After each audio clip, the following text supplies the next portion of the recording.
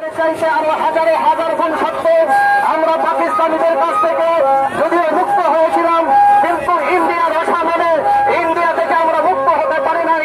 India থেকে আমরা মুক্ত হয়েছি এই 24-এর 5 আগস্টে ফ্যাসিস্ট সরকারের উৎখাতের মাধ্যমে। আমরা ইন্ডিয়া থেকে মুক্ত হয়ে একটা স্বাধীন আর একটা ভূখণ্ড পেয়েছি।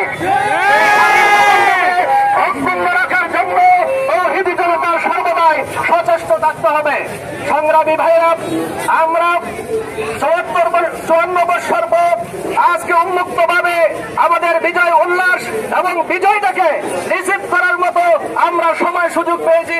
সেটাকে সঠিকভাবে কাজে লাগে আজকের আমাদের এই প্রোগ্রাম আমাদের নেতৃবৃন্দ যেভাবে দিক নির্দেশনা দিবে সেই নির্দেশনা অনুযায়ী আমরা সুন্দরভাবে সুষ্ঠুভাবে আজকের এই প্রোগ্রাম বাস্তবায়ন করব এই আশাবাদ ব্যক্ত করে আমার সংক্ষিপ্ত কথা এখানে শেষ করছি। ওয়া মা তৌফিক ইল্লা বিল্লাহ।